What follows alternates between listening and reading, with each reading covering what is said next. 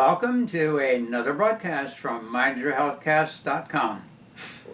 After a little hiatus, we are starting out with full force again, back with some of the subjects that people have requested.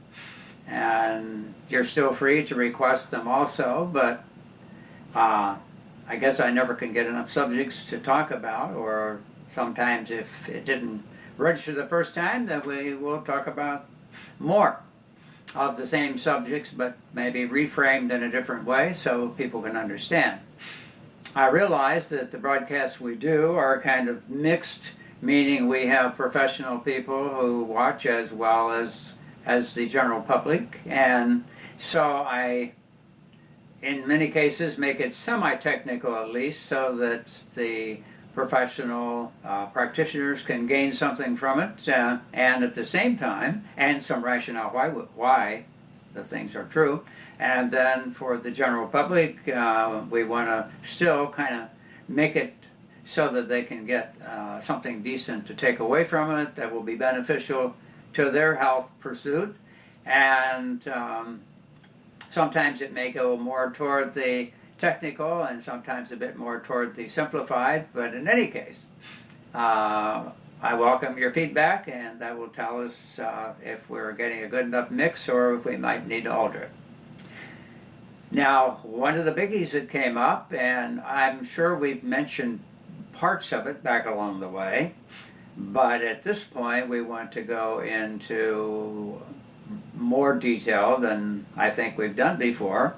And of course, as you well know, knowledge is always increasing. New studies are coming out, new findings, and sometimes so rapidly it's difficult to keep up with. So that means that every time I do a broadcast, I'm going to search the literature before I do the final broadcast that I've started to put together to include as much up-to-date material as we can.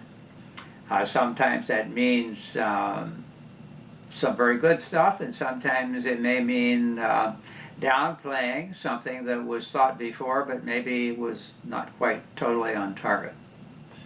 So at any rate, we're going to talk about teeth, jaw, and health. And this whole dental thing, is become a big profession in today's world, and a very costly profession. With the newer and newer things that they come up with, the more expensive, of course, it gets. When I was very young, pretty much what you got if you went to a dentist was either a filling or an extraction, and that was about it. At least most of the dentists that I was acquainted with at that time. But nonetheless, it was a subject even then that intrigued me, the whole thing about teeth and why some people have tooth decay or a lot of tooth decay and maybe others not so much, but very few totally escaped having at least some cavities, and maybe today hardly any. They've come up with all kinds of band-aids and so forth to give you that winning smile, but when you look into it, of course, those things that were done to bring on the winning smile may not of necessity be very good for your health. And so we want to make you aware of at least some of those, so that you may want to investigate yourself if a procedure is recommended. I think I would definitely want to get into the dentist, or maybe more than one opinion, and then look into the ramifications. Now, I'm sure that most of them at least mention a few negative things, but they may not emphasize it, so hence you may think, well, that probably only happens to a person here and there, but not to everyone.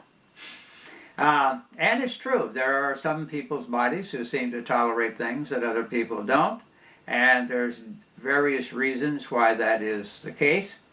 But with the dentistry, I just watched the changes over the years. I've known personally a lot of dentists, and I have also actually had dentists attend many of my seminars. I have in time past done a lot of professional seminars as well as for the general public, and in those professional seminars we go into great depth and detail as to what's going on. Now, It's interesting because, first of all, I want to give you a couple of books that you could read and kind of enlighten you and maybe fill in some of the spaces between what I'll be telling you. But very good material, and there is no book that I've ever seen that I would say I 100% agree with everything in the book. But for the most part, when I recommend a book, I would say generally there's a lot of good material, and therefore you could enhance your education tremendously.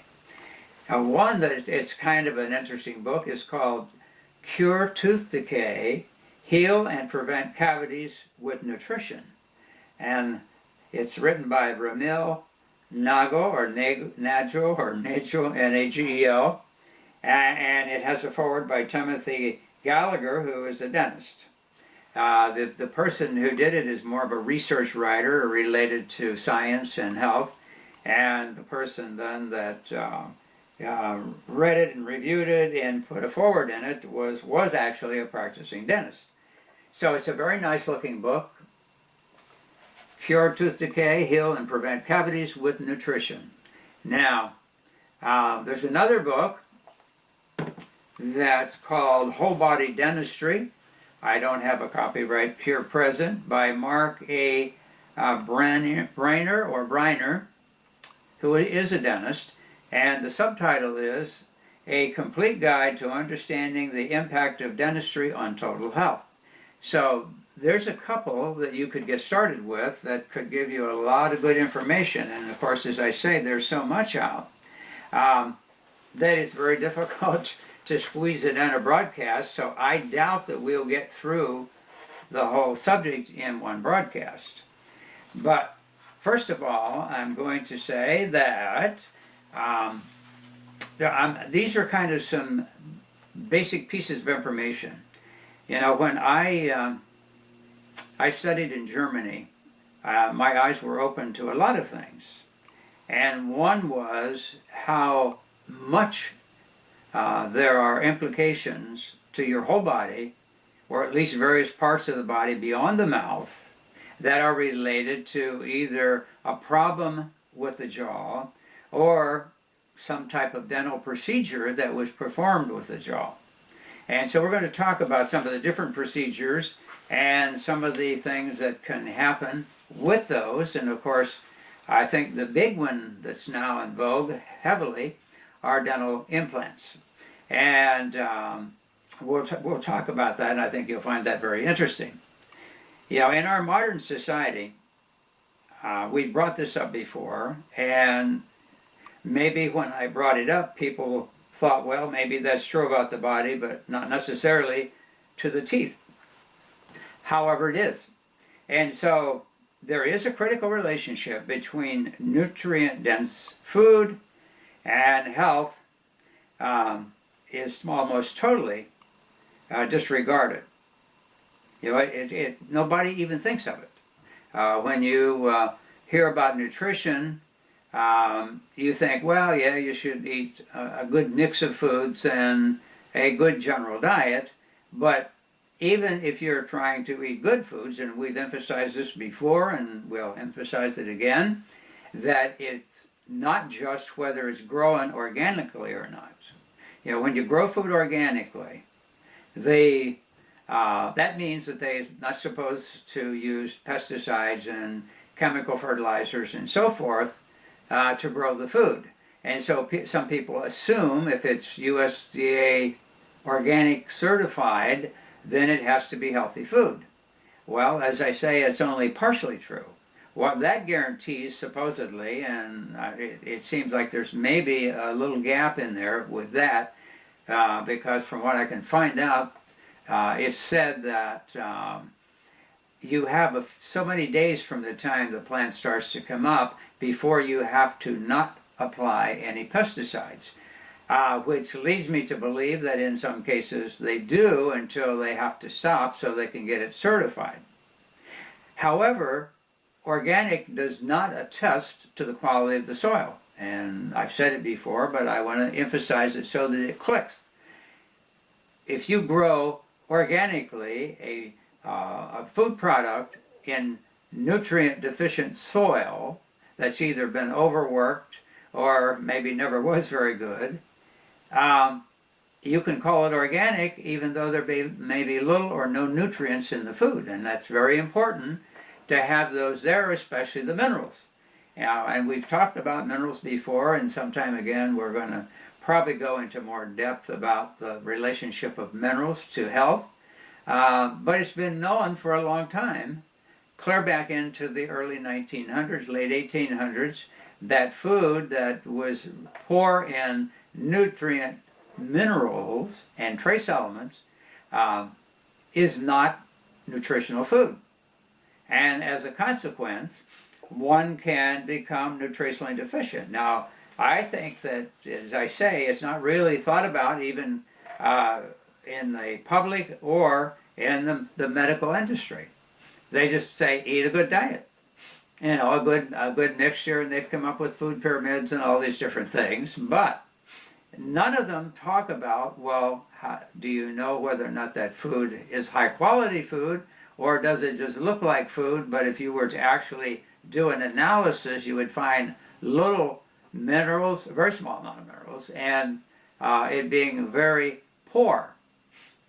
And hence, you don't get the benefit. And I've mentioned before that minerals are extremely important, and in dentistry especially important, because the teeth need those minerals to build strong, healthy teeth. And so some of the people found out way back in the early days that it was a big problem if you did not have those minerals present in the food. I mentioned before, the French published a book called Grass and Minerals and Cancer. And they found out that cows, or that were for beef, for example, or milk, and other animals, if they were eating grass that was grown in soil that was lacking in certain key minerals, the animal not only became sick, but the people who ate the food from those animals, whether it be milk or steak, were not really getting much out of it, and could lead to deficiencies in their bodies, which could lead to illnesses. So it is extremely important, although, as I say, it's highly ignored. And so the difference about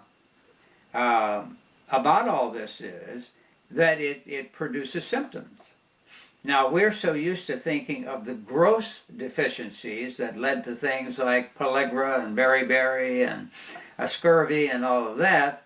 Those were very blatant symptoms. And eventually it was isolated to the point that there was a key element or mineral missing that would lead to those problems.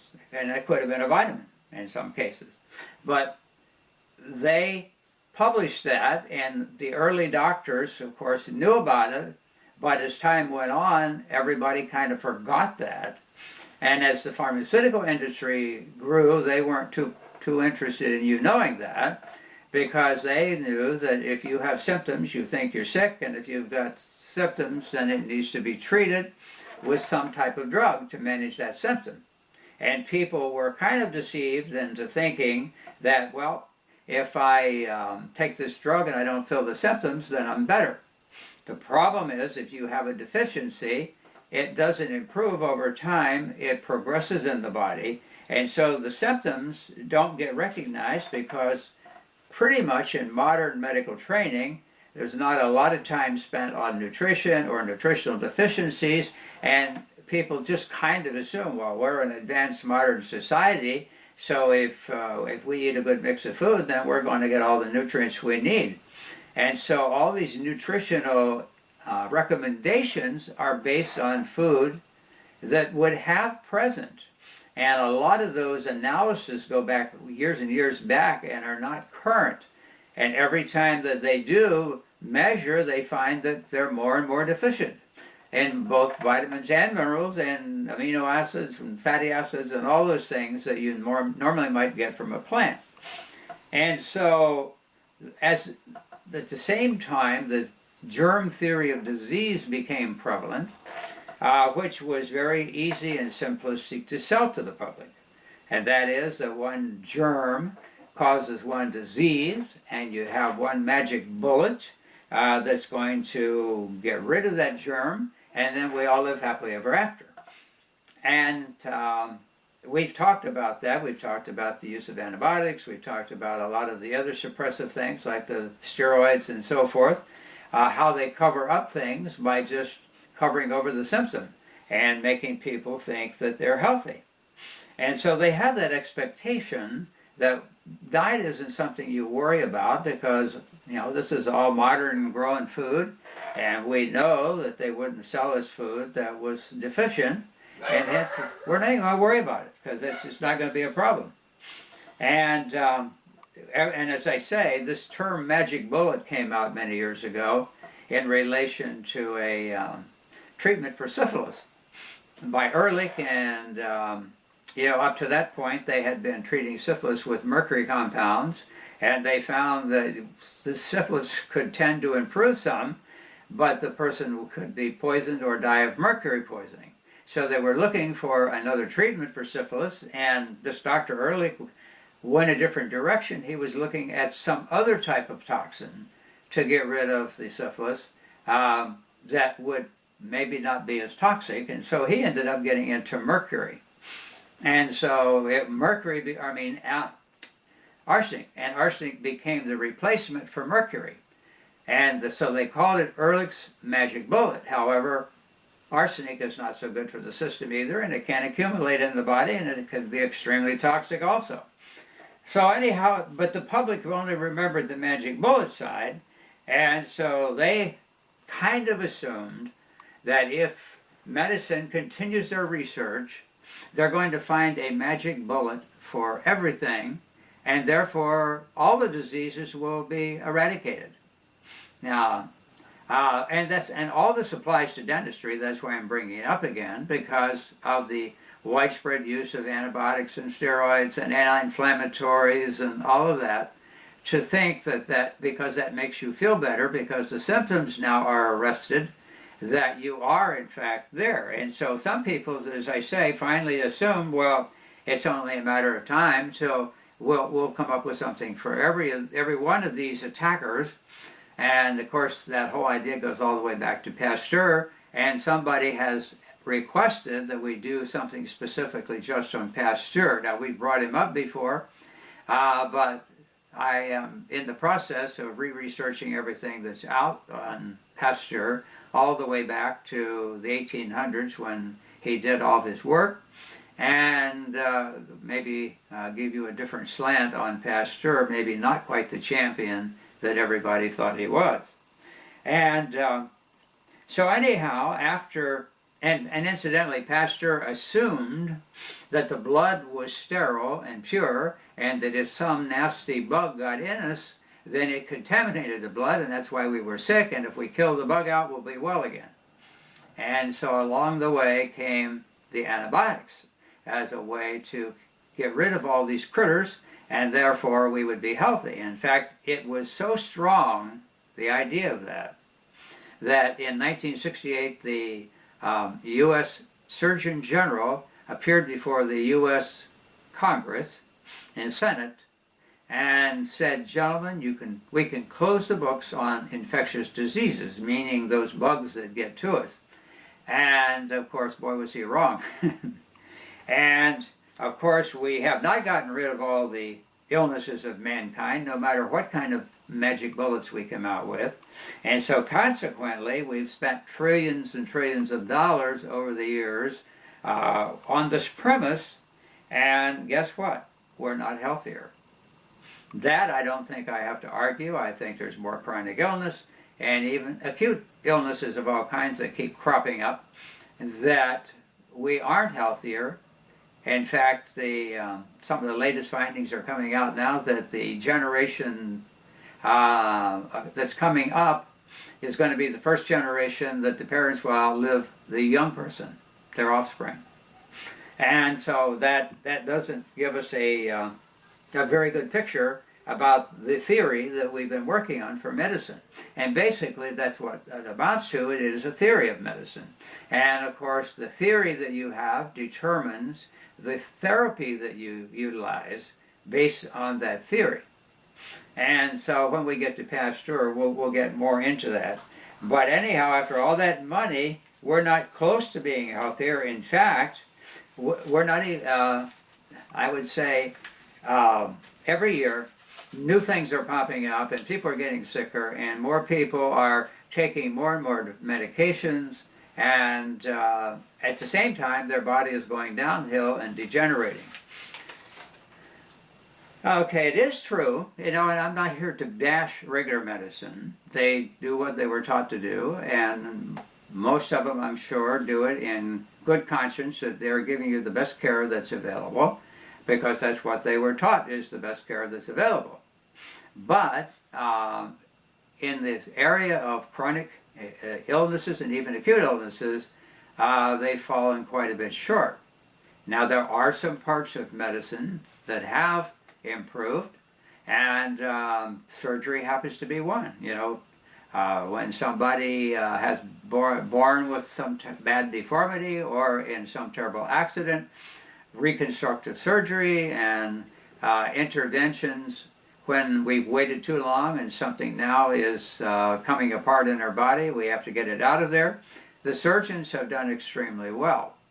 However, when it comes to acute and chronic illnesses, they continue to increase, and they haven't done so well with that. As I say, we see more and more people on medications. We see more and more people in rascal chairs, getting about with a motorized wheelchair. We see more and more people pulling behind them a tank of oxygen, and on maybe anywhere from 5 to 25 medications. And yet, they're not getting better. They're still going downhill. And of course, ultimately, when all of this isn't working, we have at least one and sometimes more organs in the body that deteriorate so badly that the only option left is organ transplant. And we did a big broadcast back along the way on organ transplants, and you might want to go back and look at it if you want to get more about it. See, they make it sound so simple. No problem. You just take out that heart, put another heart in, and you live happily ever after. Not quite that simple. There's a lot of ramifications, not only in getting there cost-wise, but cost-wise to maintain. And now you're left with a immune system that has been totally compromised, so you won't reject the organ. And so sooner or later you're going to succumb to something that your immune system could have taken care of if it were intact, but cannot. And hence, it's a temporary stopgap, and unfortunately, there's a second problem. There's not enough organs. And so now that brings up a whole subject, and I cover all that, as I say, and I think it was 2 and possibly 3 broadcasts just on organ transplants and all the implications thereof. So it might be something you might want to go back and watch. Now, the other interesting thing that I observed is that it seems that people think the teeth and mouth have no relationship to the rest of the body. I know my eyes were really opened when I studied with the German doctors, because they brought up things that I had not heard, not in this country. Germany, basically, and Austria, where I did most of my studies abroad. And they opened up a whole new gateway for me as far as understanding what was happening. Now, it's funny, because there was some very astute dentists, for example, and 2 in particular we'll talk about. One, it was Dr. Royal Lee. Dr. Royal Lee was a genius, period, regardless of what he did. And so he went to dental school and thought that that would be a good place for him to be. And so when he was doing the graduation, he did so well, he got to give the graduation speech. And the subject of his speech is that tooth decay is not a mouth problem, it's a systemic problem related to nutrition. And he received, after his speech, a lot of criticism. The irony of it was that he took the material out of the textbooks that were used in the dental school, but nobody seemed to notice that when they were studying. I guess they were so bent on the problems of teeth that they weren't so big on, well, what are the cause? And so they developed, again, a theory that it's the bugs in your mouth that cause decay. And so if you kill the bugs out of your mouth, then plug up the holes, everything will be okay. Well, that's not true either. So I've formulated a few basic principles relating to dentistry and the mouth and the rest of the body. You know, the mouth is attached to the rest of the body, and in several different ways. And so anything that happens to the jaw or teeth can affect the rest of the body. And what happens to other parts of the body can affect the jaw and teeth. I know of several people that have made comments that all of a sudden they thought they had good teeth, and one tooth suddenly started becoming very decayed, and pretty soon they had to do major work on that tooth, and they couldn't understand why just that one tooth.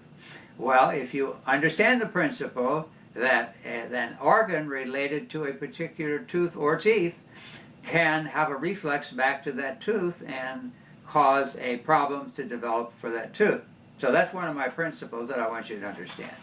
Number two is that the blood and the lymph connect the jaw and all the rest of the body. So whatever's going on in the blood, any place, can have an effect on the tooth or jaw area, and also energetically. Now I know that one is a little more difficult, the fact that there is an energetic connection. And what that means is that there are energetic pathways that go through the body. The Chinese were the ones that tuned into that, and of course, for many years when people talked about acupuncture, they thought it was the most ridiculous thing they ever heard, that sticking little needles in people at different spots along the way could have any effect on the person's health. But as time went on, President Nixon made his trip over to China, and while there, his physician observed things that were going on in Chinese medicine, because over there the hospitals have, a lot of them at least, drugs and so forth, and surgery, just like other hospitals. But they also have a force of doctors who specialize in Oriental medicine, which involves acupuncture as one of the modalities of it. Now, some people think acupuncture is Chinese medicine, but no, it's not. Chinese medicine is a system within itself. It's a whole system of medicine, and it incorporates all aspects of the body, because needles are one of the therapeutic modalities, but so isn't moxibustion, which is a way of heating certain points on the body with a special herb. As it glows and burns, it gives off a radiation that affects the point. And so some types of issues respond better to moxibustion, and some respond better to needling. And of course there is the idea of the dietary side. The Chinese pick their food related to energetic qualities of the food, as opposed to just food, a mix of food. And the herbs that they use, which is another part of Chinese medicine, are also picked on the basis of energetics. And so they're not looking at it, although they have analyzed and they know what the chemistry of the herbs are. They're not being picked on the basis of chemistry. They're picked on the basis of energetic effect in the body. And so all of that, and of course they also, exercise is another part of it, and also meditation. So when you look into Chinese medicine, it's much, much broader than the needles. And so in this country, when people saw what happened, because they did surgery with acupuncture as the analgesia, and found that the people could lay there sipping tea and talking while they were doing major surgery. One who had a damaged lung had their lung extracted, and this doctor who observed that, as he watched, he said they put the needles in, and after a while they decided the person was ready. And so they took a scalpel and began to cut through the tissue, and as they did, there was a tiny trickle of blood, but there was not a lot of bleeding, and there was no pain. And so the person was able to participate in the surgery consciously while it went on. And they were quite shocked. I mean, they just didn't think, how could that possibly happen, that putting a few needles in certain spots in the body could turn off the energetic and blood flow to the degree that you could do surgery with almost no hemorrhage and no pain, and at the same time not have to shut off the brain, the consciousness of the brain, with some type of anesthetic. And so it came to this country, and it's grown, and as far as I know, it's licensed now in almost every state. And I know for years acupuncture needles were designated experimental medical devices. And one of my friends was involved in accumulating all the research data, and he had like a 3 or 4 foot high stack of research papers, and met with the FDA, and they finally removed the experimental term off of acupuncture needles, and they become recognized as a medical instrument. And so they work on the basis of affecting this energetic flow in the body. And so I needed to give you that so that you understand how that can affect the teeth, because it affects the energy movement through the teeth also. And those pathways are carrying regulation energy and energizing energy to every organ, gland, and tissue in the body. And there's a lot of those meridians. Most people hear of the 12 meridians of Chinese medicine, but there's actually a lot more meridians. There's distinct meridians, there's tendinomuscular meridians, there's extraordinary vessels that are groupings of meridians, and so forth. And so it's a much more complex. It's not something you could take a weekend course and you know how to do Chinese medicine. Now you might learn how to put a needle in somebody, but it takes a lot more than that, because you have to know where and why you're needling to get the effect. And I know some of the early doctors used hypodermic needles, hollow hypodermic needles, and some problems. I know one doctor in particular transferred hepatitis to several people because of the blood and bleeding, and when they thought they were sterilizing those, because they would sterilize them and use them over, they thought that they were fine, but it didn't take much for the virus that was still in the needle to be a problem. And so most of the bad cases that we heard about related to acupuncture and needling actually occurred by medical doctors who really had almost no training, as I say, usually like a weekend, 2 days, maybe 3 days, and they were back in their office sticking hypodermic needles in people and thought they were doing acupuncture. But anyhow, that energetic is important because it acts as a regulatory system in the body to make everything work right. Now, the interesting thing is that along one of those pathways, if something is disturbing going on, it can act as a resistor or a block to the movement of that energy, and hence, over time, it can affect an organ or a gland or tissue someplace because of that. So all three, blood, lymph, and energetic pathways, all have an effect. Now, we don't have time to get into all of the research about the pathways, but they have been detected and they have been measured, and they will conduct energy in general. They will conduct electricity, electrons. They will conduct photons, like with laser or LEDs, and they will also conduct phonons, which are sound waves. So they travel through these, and they found that the pathways, these meridians or channels, were made out of special type of alpha helix protein molecules that have directionality, which means when they form a chain and you stimulate that chain, the energy travels in a certain direction through that pathway. And so there is, quote, a scientific basis, and I guess I have to throw in again, as I've said so many times, if you want to know a lot more about what I'm talking about, especially in some of the energetic factors and acupuncture and whether it's that, homeopathic medicine, all these things, how they work, there's 2 good books I've mentioned them many, many times, and they apply to everything to do with so-called alternative health. If you have these 2 books, you will find that there's mammoth amount of research that covers every one of those things, And a researcher himself by the name of James Oshman has a PhD in research.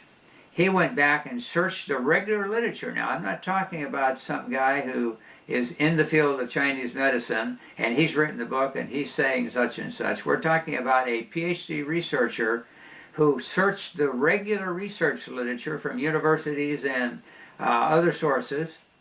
And when he was done, he has two books, one called Energy Medicine, The Scientific Basis, and the second called Energy Medicine in Therapeutics and Human Performance.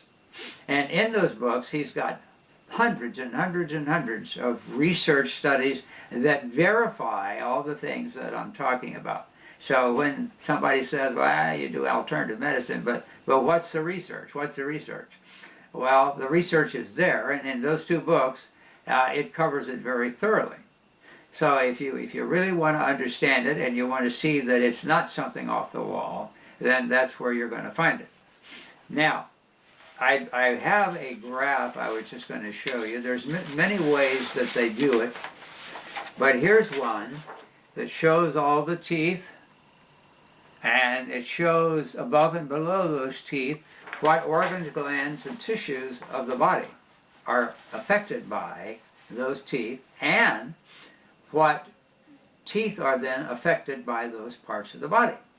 So if you had a bad liver, and things are going on with the liver, there are teeth that are interconnected with the liver, and then you could start having a problem with those teeth. Or if something bad were going on with those teeth, then it's going to affect liver function.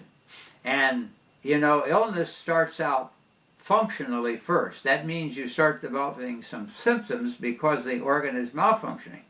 But as time goes on, if that isn't corrected, the organ begins to malfunction to the point that it starts to degenerate. And when it starts to degenerate, now we call that pathology. And I throw in a lot of little tidbits because I want you to be able to tie all this together. It's like when you go to your regular doctor and he orders a blood test. And as he sits down with you, he's looking at what are called the normals. And if all of your readings fall in those normals, then he's convinced that you're very healthy. And I don't care if you're sick, had to be carried in. If those are all in normal, then he would say that, well, basically, there's nothing wrong with the person. You know, maybe it's psychosomatic or maybe some other issue, but they may need to go visit the local friendly psychiatrist. But it couldn't be a problem with the organ. Now, as I say, you have to know what every test can and cannot tell you. And so if you look at a standard blood test, as the standard doctor would do, and he looks at something called liver enzymes, and they're in the normal range, then he says, well, your liver's fine. It's working fine. And to that I say that's not true. I've found time and again with people over the years that had a bad liver problem, but the enzymes were fine. Now, why would that be? Well, if you understand the nature of the test is testing enzymes that are being thrown off into the blood by the liver because of liver cells dying off. In other words, those enzymes only come from dying liver cells. Now, the liver could be extremely toxic, overburdened, not handling functions correctly, and hence, functionally, it's got a lot of problems. But because it's not being destroyed yet in the process, then to medicine, your liver is fine. So when you take something that is going to kill off liver cells, then you're going to see those enzymes go up. But until that happens, you can have a dozen symptoms of liver malfunction and your blood test be fine. So you have to understand, and I've said this so many times with tests, what they can tell you and what they cannot tell you. And the doctor needs to be aware of that. And whether it's in imaging, the difference between an MRI and a CT scan, one will show things, the other won't show. And if you're looking for a particular thing, then you have to select the right test. And so with the liver, you would have to concoct a function test to see if the liver's functioning well, even though the enzymes are normal. And so I'm hoping that makes some sense to you. But I know that if I, as I say, I've had people carried at my office and they brought a recent blood test and every one of the readings were in the quote normal range. And of course, when we get to normal, that's another story. Some people will say, well, this reading is normal, and I say no, it's average, because the blood labs establish averages, and it's those averages that we look at as being normal, but it's not normal, it's average. For example, when I first studied medicine, anything over 125 for cholesterol was considered high. 125 was the cutoff point. Now, if you were 124, 126, does that mean at 124 you're fine and 126 is too high? No, that doesn't mean that. But at any rate, that was average at that time when I first studied. And I ran into another old naturopath once, and he remembered that in school that's what he was taught. Anything over 125 was high. The average person's cholesterol at that time was running somewhere between 90 and 105. So, now over the years, as the average people's level has increased, then guess what? The average went up, but they still call it normal, the normal range. And it's not the normal range, it's the average range. So, again, has to do with understanding why you're testing and what you can find out from the testing and what you cannot find out from the testing. And we've talked about the cholesterol before, about the big hoax about it, but we're not going to get into that other than to remind you that if you haven't looked into some of the material that's out there, we have spent billions and billions of dollars on cholesterol-lowering drugs, but the people who are up in cholesterol, either it's familial, meaning inherited high because back in the family background there was a tremendous amount of stress in people's life trying to survive, and it encoded in the genetic, and now genetically they make high numbers. And I've met some of those people that are fine but have extremely high numbers. The other would be high stress. And if you look at society over the last 30, 40, 50 years, you see that gradually the stress level has gone up, and as the stress level has gone up, the average cholesterol has gone up. Because why? Because the cholesterol is used to repair the body and rebuild it, because under high stress the body is breaking down. And it has to make repairs or you're in big trouble. Or you die, basically.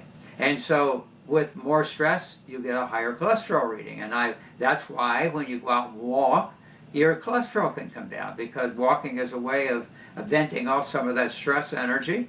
And if you do that on a consistent basis, you will notice the cholesterol number coming down, because it's increased when you're under high stress. So, when we get back to the teeth here, we've got a big problem, because the German doctors I studied with very early when I went over taught me, if you've got a problem going, you need to consider the teeth. Now, I think there's an irony about that, because when I was young, very young, that was back in the old days, I saw cases where people just were sick all the time. And that was unusual, because when I was young, that rarely happened, but occasionally there would be somebody that just ongoing sick and problems. And the doctor would notice that they had a lot of bad teeth in their mouth. Of course, now I know that has to do with nutrition.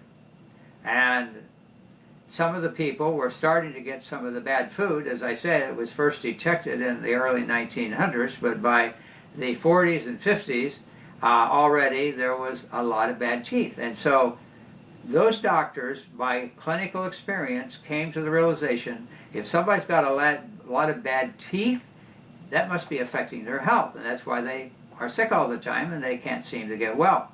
So his prescription would be, go to the dentist and have all your teeth removed. The reason being, he did not know how to detect a problem with a particular tooth, but he knew that there was some relationship. And so these people would go to a dentist, have all their teeth extracted, and in no time their health would improve tremendously. And so that was a common practice with people when the doctor recognized, or at least some of them did, I wouldn't say everyone did, but a high percentage of them, because I was aware of it, that having your teeth extracted when you had a lot of bad ones would be a way of getting rid of that disturbance in the mouth that's affecting you. And so that's what it becomes. It becomes a toxic disturbance in the mouth, and it can generate a lot of toxic material that goes out into the lymph and blood, and hence can affect the function of the organ or tissues related to that tooth. As an example, the two front teeth have a huge impact on kidney. Okay, so if you've got a bad tooth, a dead tooth, a reconstructed tooth, whatever, over time it can affect kidney function. And remember, as I say, the disturbances start out functionally, and then they increase to the point that it's no longer functional, but now pathological. And if you don't get it corrected, the people can die of an organ failure, or if they can't get a transplant, and no one ever knew why. They couldn't find anything that they could put their finger on and say, there's your problem. And yet, as I say, the Germans and a lot of the European doctors who got into energetic medicine, which is what it became known as, they actually documented all these tooth relationships. And so it not only affects organs, but it can affect sinuses, it can affect joints, it can affect glands like thyroid, pituitary, pineal, and so forth. And so when you look at this, and ears, a lot of ear issues. So when you look at this, you will see that there is a relation. For example, on the kidney, it's and the two front teeth, it says kidney, bladder, the whole urinary system, ear, sinus, on the frontal sinuses. The frontal sinus is the one above the eyes. Why? Because the bladder pathway comes right through the frontal sinus area and interconnects with the kidneys, which interconnects with those front teeth. So any of those, you could have a chronic frontal sinus problem that you can never get rid of it. It keeps flaring up, and it's really a tooth problem. Or it could be a kidney problem, and therefore it would affect the sinus, ear, and tooth. So, as I say, these energetic relationships, the Chinese knew about them, and it was written about 5,000 years ago, but I know that the information goes way back beyond that. I have books of old Chinese medicine that talk about all this stuff way back. My suspicion is it's a derivative of ancient Hindu yoga medicine, as well as Ayurvedic came out of that, and Tibetan medicine came out of that, and a lot of the other medical stuff came out of the ancient Hindu yoga medicine, and it's not a term that you're going to run into readily because very few people know about it. But nonetheless, so you could see why the dental side is important, and why what you do to those teeth, procedure-wise, could have an effect on the body. Now, I'm going to talk about another dentist who goes back in that same period of time. And this is a big, well, a lot is said about it. The guy's name was Weston Price. And he actually at one point traveled around the world and looked at people's teeth, their diet, and their health. And he came to the realization of the connection between your diet and your development and your teeth. And so some of the modern dentists, when they got their eyes open and started looking back, and this is a big article written by a dentist by the name of Hal Huggins, who has of course been on the carpet more than once, because when he started advocating not putting amalgam fillings in people's teeth, he got in big trouble, because that's one of the mainstays, and I hadn't realized how far back it went. But here's some information on it I think you'll find kind of fascinating. And it says DNA studies confirm Dr. Weston Price's century-old findings. Now, he also found that the fillings were a problem, and that was way back, but I didn't realize that the dental amalgam fillings go all the way back to 1840. The dental profession, when they first tried to introduce that, said to the company that was making the amalgams, we can't put that in people's mouth. They've got mercury in it. Mercury is extremely toxic. And if you put that in people's mouth, it's going to cause them serious health problems or could be fatal. Well, they persisted. And from the story that I could find out, they finally went to the dental schools and offered them money if they would teach in the school the use of mercury amalgam fillings. And so bit by bit, the new dentists coming out were taught that it was perfectly fine. Yeah, it's mercury, but once it's mixed with the silver and put in their mouth, it's inert, and there's no problem with it. And so I'm sure at least a lot of the dentists didn't bow to it, and as long as they worked, they would refuse to use it. But it became a mainstay of early dentistry. And so anyhow, that was all the way back to 1840. And then as time went on, and incidentally, that was 50% mercury and 50% silver. And the reason they did that is if they took the silver and mixed it with mercury, it made it very soft and easy to work with to put in a cavity that they had drilled out in the tooth. And they could work on it for a while, and then as the mercury changed its form in the cavity, it made the silver become harder because silver is very malleable, and it would wear right off if you didn't have it harder. And so it seemed after it set to harden and make a hard filling, and so for the dentist it was great. So anyhow, they used that for a long time, and finally some other procedures started happening. And this guy covers a lot of them, all the way from the fillings to some of the procedures like root canals. And it's interesting again to find out that the toxicity of root canals was discovered by Mayo Clinics and Dr. The Mayo Clinic back then, there was one, and Dr. Weston Price. They found this out about 1910, that they started doing these root canals, and Price, in his book, he wrote a textbook on root canals, and he published it in 1922, upset them very much, and the American Dental Association, of course, attacked him, and eventually his book disappeared for a long time. You couldn't get it. And still to today, they claim that they've proven that root canals are safe. However, all the people who have searched the literature have been unable to find any study that proved that to be true.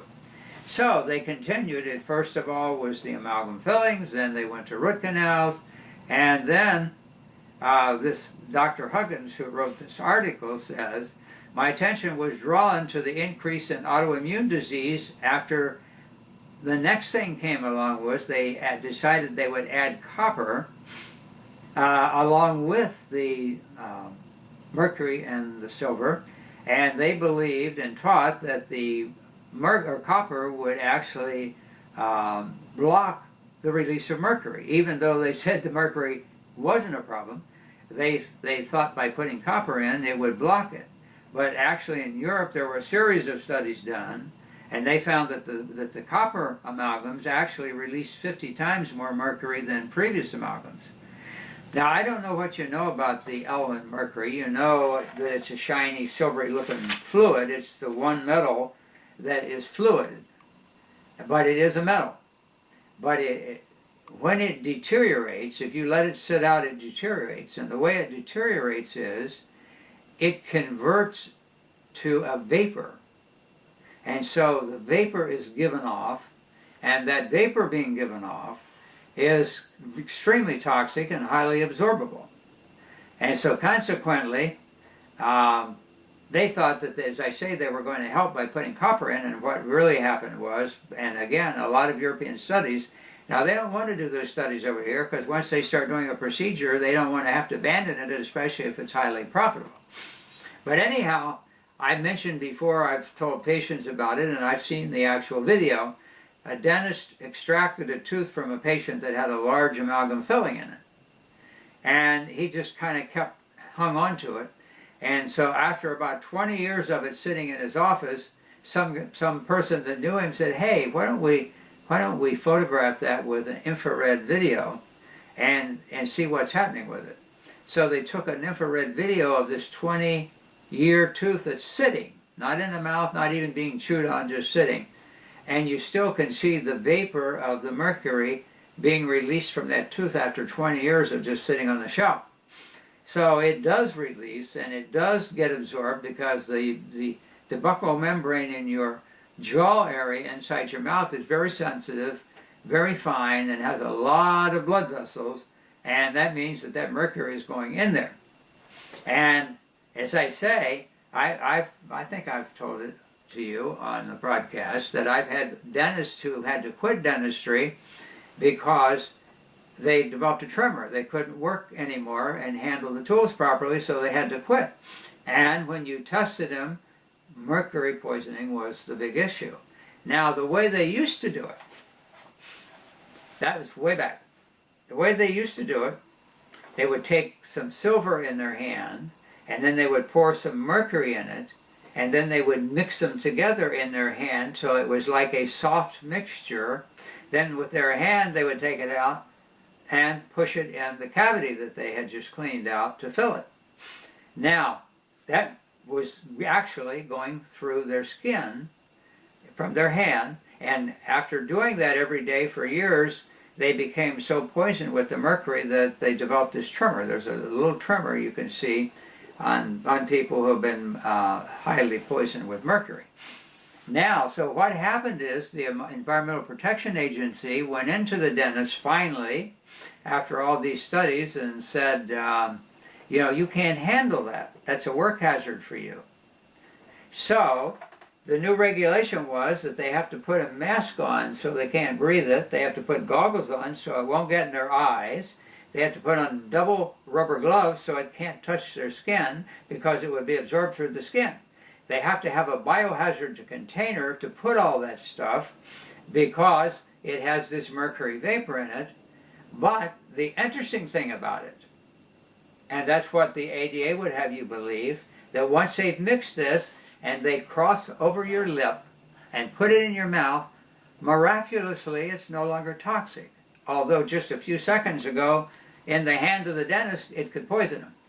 Now you tell me what kind of intelligent people who would go through 4 years of college and 4 years of dental school or whatever's required now, I don't know, and they have to have something up here, you would think. But how could they be so brainwashed to think they can't let it touch their own skin, they can't even breathe the vapor, but they can put it in somebody's mouth? I mean, that one, I have really bad trouble with that. And so that's true. They have to dispose, and any debris that's left over, they have to put it in biohazardous containers, and it has to be disposed of in a special way. But the person can walk around with it in their mouth, and every time they bite down on it with their food, they'll ooze out some more of that vapor into the mouth and be absorbed into the body. Anyhow, I just sometimes I sit back and wonder myself, just what's going on, and remember that they've made them take the mercury out of the thermometers because occasionally they would put a thermometer in a younger child's mouth and they would bite on it and get their mouth full of mercury, and some of it they would swallow. And so they made it illegal to make thermometers with mercury in, at least temperature thermometers for kids. In fact, I think they took it off the market totally as far as I know. So anyhow, this Hal Huggins gets heavy into the root canals, and he said after they started using the copper amalgams, which was 1975, he noted a change in things like ALS. Suddenly took a big increase, and also things like MS, multiple sclerosis. He noticed in both of those cases that there was a big jump in the number of cases in the year from 75 to 76 when this copper-enhanced mercury amalgam fillings were developed. In fact, with the ALS, in 1 year, it went up from 8,800 cases to 123,000. And there was also a similar increase with the MS. And there's some reasons why it's going to be beyond this, and we don't want to get into it. Again, I don't want to get too technical. But the incidences, they all went up. ALS and MS. And in this article, he has graphs on all of that. Now, those of you who are in the health field, you can access this from the internet. Called Root Canal Dangers is the general title, and then under that are DNA studies confirm Dr. Weston Price's century-old findings. And so they go into root canals and some other things too, but I'm just giving you enough to get you started with that. Now, I see that I want to try to limit these to an hour, because I know after a while some people get tired and they can't keep tracking it, so it creates a big problem. And there's some other factors too that we need to get into, but we'll have to do that on our next time. However, here's an article I ran into. It was two of them that were quite interesting, because this will introduce the implant idea. This article says, Dick Van Dyke traces mystery illness to dental implants. And legendary actor Dick Van Dyke says he has solved a medical mystery that has baffled him and his doctors for years. The cause of pounding headaches that have plagued him for 7 years are his titanium dental implants. Fans and friends of the 87-year-old star have been concerned about his health ever since he canceled a public performance in April and announced that he was fatigued and suffered from insomnia as a result of an undiagnosed neurological disorder. Van Dyke was so desperate that he appealed for help from his fans through Twitter. My head bangs every time I lay down, he said. I've had every test come back that I'm perfectly healthy. Anybody got any ideas? The beloved star of TV's Dick Van Dyke Show and the movie Mary Poppins added, it's been going on for 7 years and I had every test you can think of, including MRI and spinal tap. So he went on Twitter, and somebody evidently suggested to him about the possibility, if he had implants, that could be a problem. And so dental implants, of course, are now used to replace missing or damaged teeth, and they're done by taking this screw and actually screwing it into the jawbone. And then it has an attachment on it so you can put on a false tooth or teeth, as the case might be. And so he says dental implants replace damaged or missing teeth. The roots, which are usually made from titanium, are placed within the jawbone. Okay, so it ended up that was the problem. When they took the implants out, all of his symptoms and problems disappeared. And so now they found that many people react to the titanium, and it can cause abnormal cells to form, and ultimately could lead to things like oral cancer. And these 2 articles were published in the Journal of the American Association, indicated dental implants either caused or aggravated oral cancers. So that's what they found out. Now there are some of the implants now that are being changed to zirconium, and they're hoping that that's going to be safer. So I don't know. And here was another one I thought was interesting, why teeth implants may be both painful and costly mistake of your life. And here's an individual out of Great Britain who had some bad teeth in the front, and so the dentist gave him this option of having these dental implants. And so by the time it was done, he spent 25,000 pounds getting a nice smile. And as it ended up, in dollars, that's probably $40,000 or so. So they're not cheap. It's a surgical procedure, and they have to cut open the gums. They have to extract the existing teeth if there are any. They have to cut the gums, and then they screw these anchors into the jawbone. And so this guy had it done because his daughter was getting married, and he wanted to have a good smile at the wedding. And then they put like crowns on top of it. And so he said he really looked good at the wedding. However, then the bridge started to loosen, and then he started to have other problems. And when it was all done, they actually tried replacing them with new ones, which were the same thing, and that didn't work. And he said it was nightmarish before it was all done. And a lot of other types of problems occurred out of it. So I'm saying that that's one we're going to talk a little bit more about, but that's kind of a tickler for the next time. But there's also some other issues called cavitations. We didn't even talk about the wisdom tooth issue, other than to say, I suppose everybody wonders, why do we have these teeth called wisdom teeth that in most cases don't come through? And if they do come through, there's problems with them many times. And in a few cases, they don't even form. Well, the answer goes back to Dr. Price that I mentioned about, because what he found is if you're malnutritioned, especially with calcium and related mineralization, that the jawbone underdevelops. And it's pretty much universal, at least in our country. Now, there's places in the world that's not true, but in our country, it's underdeveloped. So consequently, the regular set of teeth come in, 32 above and 32 below, but that's with the last two molars, but there is a wisdom tooth that can come in once you're fully developed, and those were programmed originally to come in when you're maybe 8 to 10 years old, something like that. And so because then they said, well, now you're wiser and smarter, and that's why they were called wisdom teeth, or at least that's one of the theories. Well, the problem is if you underdevelop the jawbone, the teeth don't have room to come in like they're supposed to, and many people that's the case anyhow. They overlap, and there's all kind of issues. Well, that's because the person was undernourished and the jawbone never fully developed. And so if it did, there would be room for that wisdom tooth to come in, and there would not be a problem.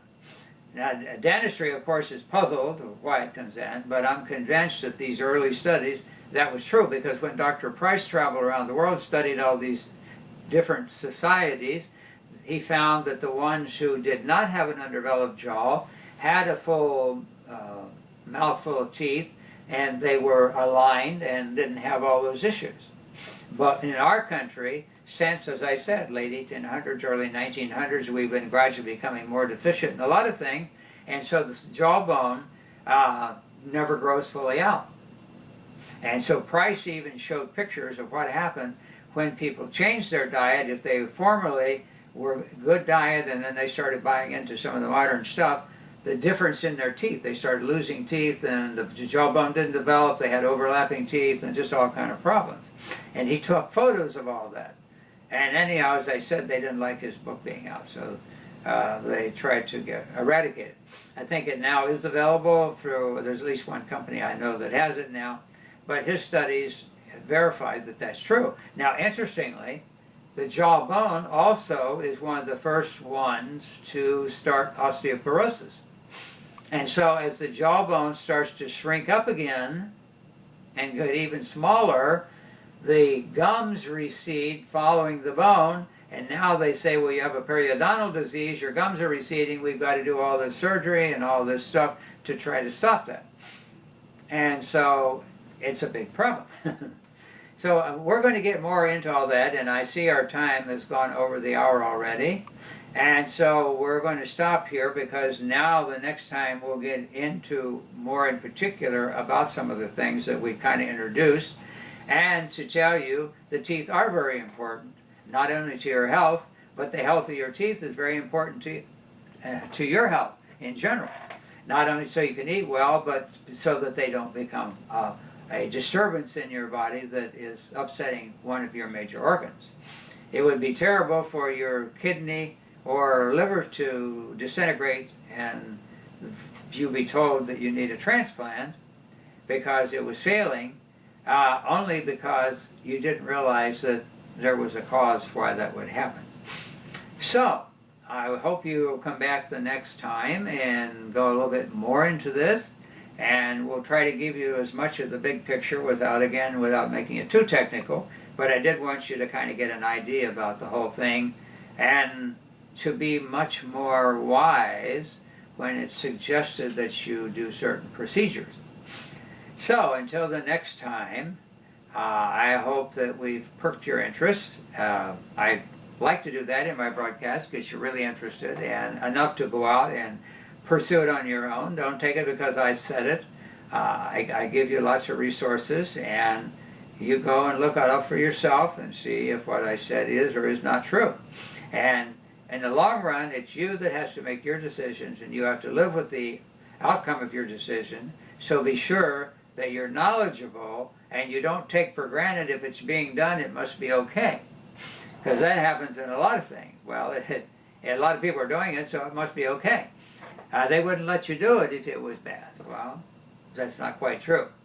So, until our next broadcast, remember, go to our website. We keep occasionally putting stuff on, and we're in the process. We're going to do a major revision coming soon, and we hope to add a lot more to it. I want to put some more download documents and ebooks and so forth that you can get off of there free that go along with some of the things we're talking about. At any rate, until the next time, be healthy.